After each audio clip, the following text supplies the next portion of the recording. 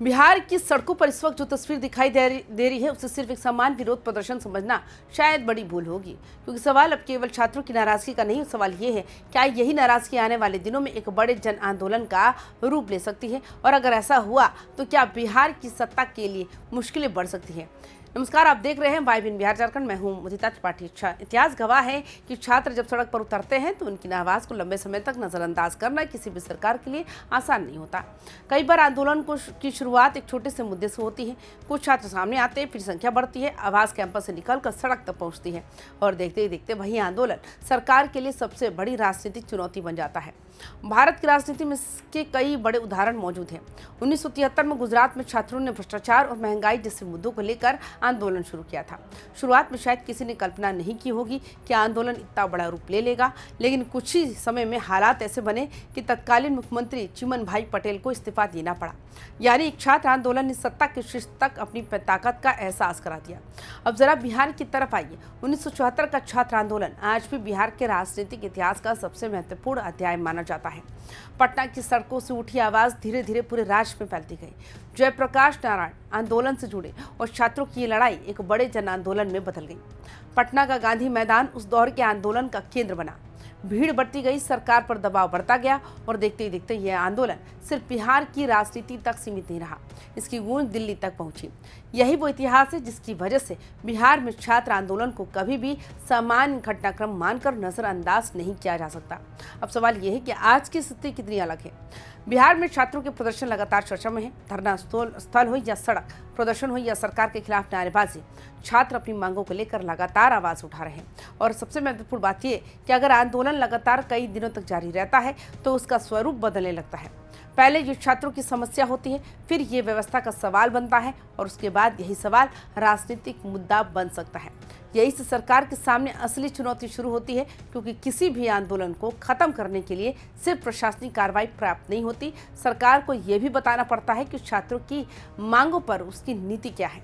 जब हजारों छात्र एक ही सवाल पूछने लगते हैं, तब उस सवाल का जवाब देना राजनीतिक मजबूरी बन जाता है। और बिहार में अभी सबसे बड़ा सवाल यही है कि क्या ये आंदोलन यही रुक जाएगा या फिर इसका दायरा बढ़ेगा। क्या दूसरे छात्र संगठन इससे जुड़ेंगे?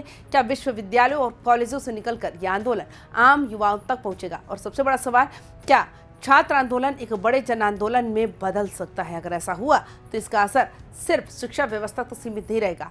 सरकार की नीतियों पर सवाल उठेंगे, मंत्रियों से जवाब मांगा जाएगा, अधिकारियों पर दबाव बढ़ेगा, और धीरे धीरे पूरा राजनीतिक माहौल बदल सकता है। इसलिए सरकार के लिए सबसे बड़ी चुनौती आंदोलन की संख्या नहीं बल्कि उसकी निरंतरता है। एक दिन का प्रदर्शन और बात है, 2 दिन का प्रदर्शन दूसरी बात है, लेकिन जब आंदोलन लगातार चलता रहे और हर दिन नई संख्या में लोग उससे जुड़ते जाए, तब सरकार के लिए हालात बिल्कुल अलग हो जाते हैं। इतिहास में कई ऐसे मौके आए जब सरकारों ने शुरुआत में आंदोलनों को मामूली समझा, लेकिन बाद में वही आंदोलन इतना बड़ा हो गया कि सत्ता को अपने फैसले बदलने पड़े। गुजरात में ऐसा हुआ, बिहार में ऐसा हुआ, और देश के दूसरे हिस्सों में भी छात्र आंदोलनों ने सरकारों को अपने फैसलों पर दोबारा सोचने के लिए मजबूर किया है।